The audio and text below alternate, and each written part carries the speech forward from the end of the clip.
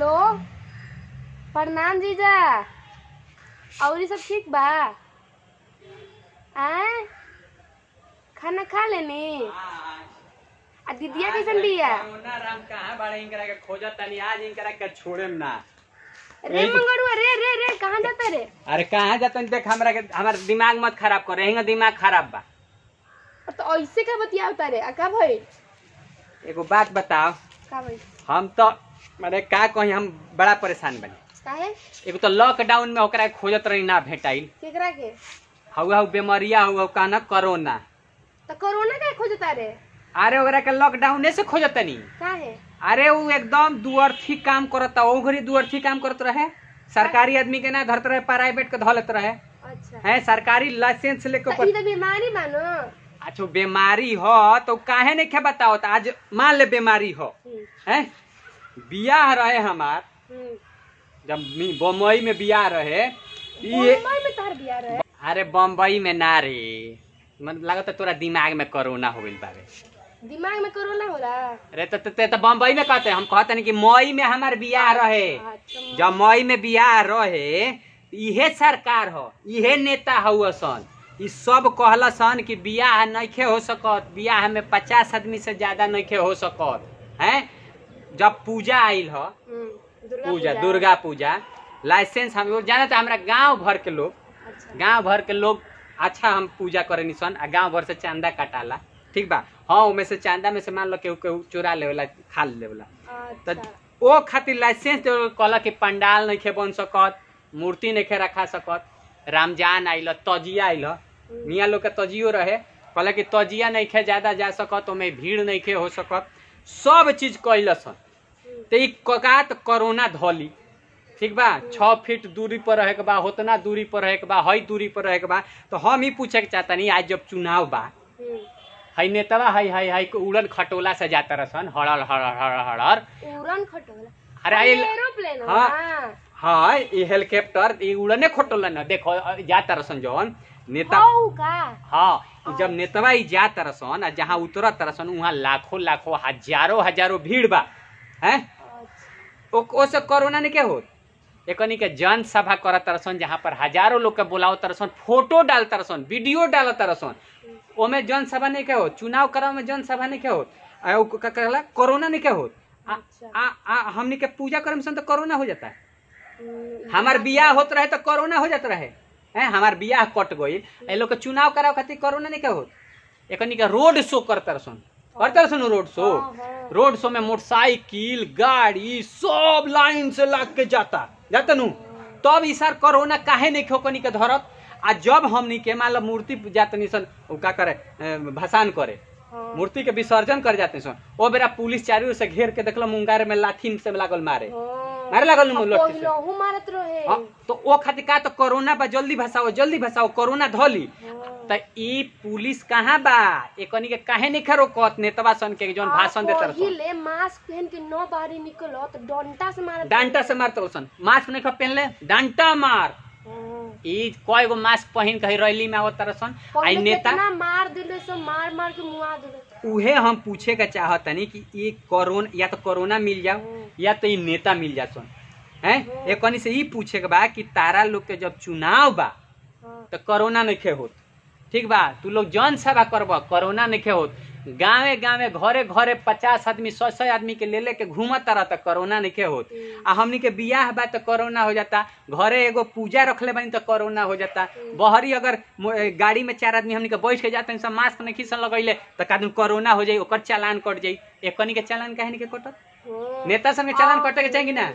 आ पुलिसियनो सब मास्क नहीं खेले अच्छा एगो बात बताओ कि जब पूजा दशहरा नहीं के हो सकत रमजान नहीं के हो सकत तजिया नहीं के हो सकत तरा छठ हमनी के चैती छठ ना भइल सावन में ना भइल मंदिर जब बंद बावे स्कूल पढ़ाई के स्कूल हो पढ़ाई सबसे जरूरी है। हाँ जरूरी रहे। स्कूल तहार बंद बावे, जब सारा बिजनेस तू बंद करके चौपट करा देला, सब चीज बंद बा, तेमे इलेक्शन करावल कौन जरूरी रहला? ई बहुत गंदा बात। इलेक्शन करैला से लाखों लाख जब ते कहत रही जहाँ भीड़ आई वहाँ कोरोना फैली, तो ये भीड़ ले लेके मतलब ई नेता कोरोना बांटत फिरत तरसन। हां ना तो कोरोना झूठो में बा, झूठो में बा, या तो ई साबित करे के तो झूठ बा, तो झूठ बात पर काहे ई झूठ बोलसन कि हमार बियाह कटल। अब बियाह कटल कितना लोग मर गइल अरे कोरोना से। तोरा मर और गइलू बाद में सर एगो बात बताओ, तो आज करीब अब बियाह की तरफ पड़ल बा। अरे 10 साल से अगुआ होतर सन जातर समय बियाह ना होत रहे। एगो तो कैसे कैसे बाबूजी छान बांध के हमार दूर वाला फूफा लिया के एगो अगुआ ले कइले में बियाह करैले कि जल्दी क के सल्टा दी। आ ई कोरोना के चक्कर में हमार बियाह कट गइल। ई या तो कोरोना आज भेटई है, देख लही है ज्वरे उखड़ले बनी, ठीक बा, या तो कोरोना भेटई है। हई लगत ना कि मंत्रिया के आंखवा के बारे खातिर। हाँ ये एकदम चोच है, ये मार के उनकर मुंह फोड़ देम। या तो आज कोरोना भेटई उनका से पूछे कि धरे के बा तो नेतो सन के धर, और भीड़ में पब्लिक जाता ओकरो के धर, आ नहीं के धरे के तो एकदम हट जो, ठीक बा। आज वो लोग चलो हमहू चलता नहीं साथे। चल आज वो लोग से पूछ के आओ के बा, ठीक बा। हम जौन जौन पूछम तौन तौन पूछिए, ठीक बा। पीछे पीछे हम पूछम। हाँ चल। नमस्कार दोस्तों, मैं आपका दोस्त वीआईपी विजेंद्र सिंह। ये मत सोचलो डांटा लेके हम बैठल भाई, डांटा हम कोरोना और नेता के खोजत तनी। जो नेता कहत रहे लोग जानते बनी, हर आदमी आया के चैनल पर और न्यूज चैनल पर ई कहत रहे कि कोरोना है, घरे से बाहर नहीं निकले के, सैनिटाइज करे के बा, मास्क पहने के बा, ई करे के बा, वो करे के बा, ऐसे करे के बा, वैसे करे के बा। आज जब चुनाव आ गई तो सारा चीज़ फेल बा। देखते बनी लोग इन हजारों हजारों लाखों लाखों के लोग भीड़ इकट्ठा करता, उसे का कोरोना नहीं के फैलत। तो हम उस सरकार से वो कोरोना से भी पूछतनी कि भाई काहे तू आप पब्लिक से पूछतनी, पब्लिक मूर्ख बा। अगर बीमारी बा और नेता कहता रहे, अफसर कहता रहे, दुनिया कहता, तो तू लोग काहे लाखों के भीड़ में, हजारों के भीड़ में नेता के पीछे करता रह। नेता हो वो जीत जाई चाहे हारी, वो करोड़पति बा, अरबपति बा, ओकर लगे बहुत पैसा बा, ओकरा अगर बीमारी धली तो एम्स में जा सकता, ओकर सोर्स बा, पैरवी बा, बड़ा बड़ा हॉस्पिटल में इलाज करा सकता। लेकिन रौरा लोग जे झंडा ढोवतनी और रौरा लोग के अगर बीमारी धली तो रौरा के केहू ना पूछी। ई नेता जो रौरा के लेके घूमता इहो ना पूछी।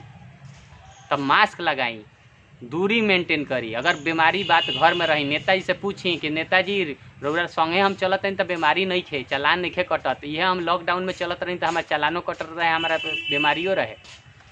काहे ऐसन बात बा, काहे ऐसन होता वे, ऐसन ना होके चाहिए। तो प्लीज रौरा लोगिन नेता आ ये लोग के चक्कर में तनी कम पड़ी लोगिन। चुनाव बा, चुनाव होखल जरूर रहा, ऐसे चुनाव 6 महीना आगे टालल जा सकता रहा। अगर बीमारी बात तो बीमारी नहीं खे तो खुल के बता दलो नेता लोग कि बीमारी नहीं खे, झूठो के ड्रामा हो, तो लोग मान जाओ। अगर बीमारी बा तो ये ड्रामा मत करो, लोग के ज़्यादा से ज़्यादा मत बिटोर लो। कहे तो तू लोग भाई बड़ा बड़ा हॉस्पिटल में चल जाइए लोग का जी, लेकिन जे जानता बा वो पीस जाई, वो बीमारी में मर जाई तो का हुई भैया। तो रउरा लोग हाँ ऐसा ही हमनी के वीडियो देखत रही, ऐसा ही थोड़ा सा गुस्सा बा, थोड़ा सा फनी में बनावे के चाहनी है तो ये वीडियो बनैनी है। और बहुत सारा वीडियो ऐसा ही आ रहा बा। साथ में बड़ी नेहा वर्मा जी बहुत अच्छा गाना गावेली, एगो गाना गा के सुना दी हैं, सुना दे वो गाना। चला अब खीस बात तो कोरोना पर तो निकल जाइए, लौरी वही खातिर रहल बा। कोरोना आज पिटोई है आ ना तो आज नेता पिटोई है, 2 जना में 1 जना हुई है। चले वो गाना सुना दो। अरे कोरावा में लेके सैया छोरी गहिले भोरावा, अरे छोरी गहिले भोरावा ता चरा के कोरावा धके, चरा के कोरावा धके गिरे लागल लोड़वा हे अहे, चरा के कोरावा धके। इनकर गाना आकांक्षा म्यूजिक से आ रहा बा कंटिन्यू। ई फनी वीडियो में भी काम कर रहा बड़ी। तो ऐसा ही देखत रही, हंसत रही, मुस्कुरात रही, आगे बढ़त रही। तब तक के लिए भारत माता की जय, वंदे मातरम, जय जय भोजपुरी, जय माता, लव यू।